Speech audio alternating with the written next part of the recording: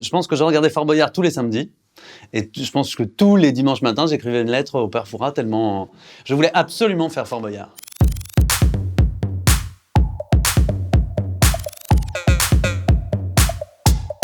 En fait, un jour, je suis arrivé, j'étais en moyenne section de maternelle et je suis arrivé, je suis allé voir l'instit et je lui ai dit je sais lire, j'ai appris à lire ce week-end. L'instit m'a dit bah non, c'est pas possible, on ne sait pas lire à ton âge. Tiens, si tu arrives à lire ce qui a marqué sur cette carte postale, tu sautes une classe. Et donc, il y avait marqué Jura, je me rappelle, et donc j'ai dit Jura. Et donc j'ai sauté une classe, parce qu'en fait, à force d'avoir le nez dans les BD, tout ça, j'ai su lire tout seul.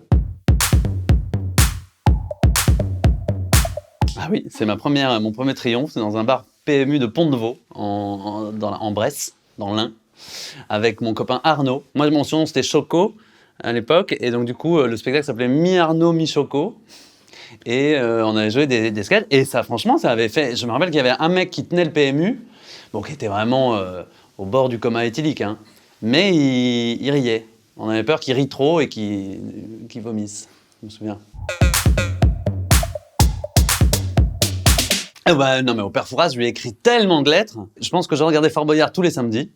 Et je pense que tous les dimanches matins, j'écrivais une lettre au père Fouras tellement je voulais absolument faire Fort Boyard. Je pense que je lui ai tellement envoyé de lettres qu'à un moment donné, il m'a répondu. Mais je veux dire, il m'a répondu dans l'émission, à la fin de l'émission. En fait, sur le coup, j'étais trop content, mais je pense que c'était un petit peu une menace, en fait. Ça veut un peu dire que maintenant, tu arrêtes de nous écrire, on a ras le bol. On te donne ta trousse et tu nous fous la paix pendant 30 ans. Oui, j'ai fait une école de théâtre nationale qui s'appelle l'école de la Comédie de Saint-Étienne, comme par exemple Samy Bouagila ou comme Pio Marmaille, on a fait la même école. Après, ouais, je suis sorti de cette école et j'ai fait plein de spectacles, des pièces classiques ou contemporaines, d'ailleurs pas forcément classiques, mais ouais, pendant 10 ans. Pendant 10 ans, j'ai joué au théâtre, ouais. Quand j'ai eu le Molière, j'ai fêté ça avec mes copains, évidemment, parce que c'était une époque où on pouvait fêter les choses qui nous arrivaient. Et donc on a bu énormément ce soir-là. Enfin, énormément. Et avant d'aller me coucher, j'ai remis la bouteille de vodka au frigo et j'ai mis le Molière à côté. Mais je savais pas où le mettre en fait. Et après, le lendemain, j'ai pris mon petit déjeuner, j'ai mangé un yaourt et je me souviens que le yaourt avait un peu le goût du Molière. J'ai l'impression que le Molière contaminait tout ce qu'il y avait dans mon frigo. Donc là, je l'ai enlevé. Le jour où j'ai vu les chansons d'amour de Christophe Honoré, en fait, j'ai mal vécu d'être dans la salle et pas dans l'écran. Pour la première fois, je me suis dit non, là, j'ai envie d'être avec Chiara Mastroianni, avec Alice Buteau, avec Louis Garrel et tout, et avec Brigitte Rouen, qui joue dedans, que j'adore. Et voilà, et là je me suis dit, bon ben non, mais je vais essayer de faire du cinéma alors quand même. J'avais un projet d'un truc, je lui ai proposé quelque chose, et on m'avait dit, mais demande à Depardieu. J'avais dit, non. Et un soir avec mon meilleur ami qui s'appelle Tommy Illuminé, on était en tournée, on s'ennuyait un peu et je me disais viens, on écoute le répondeur de Depardieu, c'est marrant. Mais sauf qu'il a décroché, ouais. Il a décroché, il a dit allô, qui le demande?